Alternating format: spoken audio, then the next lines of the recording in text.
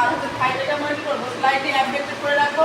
Female ক্ষেত্রে দেখে দেবো আমরা কী করবো ডরসাল রিকভারের পরিচয় দেবো, মানে হাতটা করবে ভাঁজ করে থাকবে।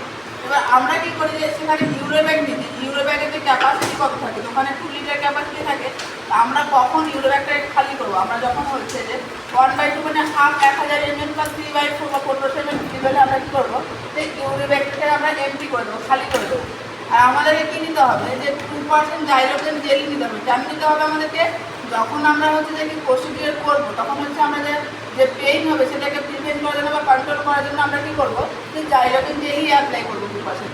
এবার আর্টিকেলস আমরা যখন ক্যাথেটার করতে হবে তখন আমরা কী কী নিয়ে যাবো সঙ্গে, তারপরে ফার্স্ট ক্যাথেটার নেবো, ডেলিভারি একটা স্টিম দেবো, স্টিরাইড ওয়াটার নেবো। আমরা কখনোই এনএস দেবো না, কারণ হচ্ছে এনএসে যে সোডিয়াম ক্লোরাইড সেটা কী হয় কিডনি যাওয়ার সময়, সেই জন্য আমরা কী সবসময় স্টিরাইড ওয়াটার নেবো।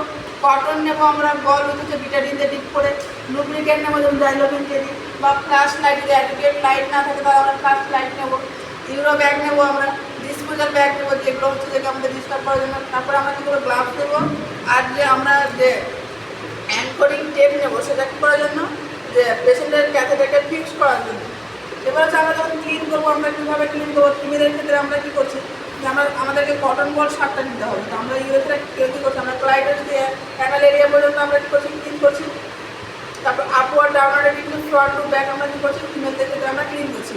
মেল পেশেন্টের ক্ষেত্রে আমরা কী করছি যে পেনিসকে 90 ডিগ্রি অ্যাঙ্গেলে ফরওয়ার্ড অ্যান্ড আপওয়ার্ড ডিরেকশন আমরা কী করতে হবে যে আমাদেরকে করতে হবে ক্লিন। এবার হচ্ছে আমরা যখন ক্যাথেটার করবো তখন আমরা পেশেন্টকে আমরা ইনস্ট্রাকশন দেবো যে ডিপ ব্রিথ অ্যান্ড হোল্ড। এটা কী হয়, এখানে আমরা যখন পেশেন্টকে বলবো যে জোরে নিঃশ্বাস নিয়ে এটা ধরে থাকো, তখন পেশেন্টের যে স্পিনেক্টার থাকে সে হচ্ছে রিল্যাক্স হবে ইউরোথেলার স্পিনেক্টারটা, তাহলে আমরা কী করতে পারবো ইজিলি ইনসার্ট করতে পারবো ক্যাথেটারটাকে। এবার ইনসার্ট করার সময় আমরা কত ইঞ্চ ইনসার্ট করবো, মেল পেশেন্টের ক্ষেত্রে আমরা 8 to 9 ইঞ্চ ইনসার্ট করবো, ফিমেল পেশেন্টের 2 to 3 ইঞ্চ আমরা ইনসার্ট করবো। এবং জাইলোকেন জেলি অ্যাপ্লাই করবো আমরা মেল পেশেন্টের ক্ষেত্রে 7 to 8 ইঞ্চ, ফিমেলের ক্ষেত্রে 1 to 2 ইঞ্চ। এবার আমরা যখন ক্যাথেটারটা ফিক্স করবো, কোথায় ফিক্স করবো আমরা অন আপার থাই আমরা ফিক্স করবো ক্যাথেটারটাকে। এবার যখন পেশেন্টের ক্ষেত্রে ইউরিনারি ক্যাথেটার থাকবে তখন আমরা কেয়ার কীভাবে দেবো, তো অবশ্যই আমরা এই ক্যাথেটারটাকে কেয়ার দেবো যখন ক্যাথেটার ইনসার্ট করা হয়ে যাবে। তারপরে তো আমরা যখন পেশেন্টের ক্ষেত্রে ক্যাথেটার করা যাবে ক্লিন করবো ইউরোথেরাপি, এটা দিনে কবার 2 ডে, দিনে 2 বার করে। কেন, সাথে আবার বিটাডিন নেবো আমরা। কেন করবো আমরা, যে পেশেন্টের যেটা কমপ্লিকেশন সব থেকে বেশি দেখা যায় ক্যাথেটারের ক্ষেত্রে ইউটিআই, ইউরিনারি ট্র্যাক্ট ইনফেকশন হয় পেশেন্টের ক্ষেত্রে। সেই ইউটিআই প্রিভেন্ট করার জন্য আমরা কী করবো দিনে 2 বার করে আমরা ক্যাথেটার কেয়ার দেবো পেশেন্টকে। এবার যখন আমরা হচ্ছে ক্যাথেটার রিমুভ করবো তখন আমাদের ফার্স্ট কী করতে হবে, যে প্রায়োরিটি নার্সিং হোমে আমরা কী করেছিলাম যে যখন ইনসার্ট করেছিলাম তখন আমাদের হচ্ছে যে কি ইনফ্লেট করতে হয়েছিল বেলুনটাকে অর্ডার দিয়ে, স্টিল অর্ডার দিয়ে।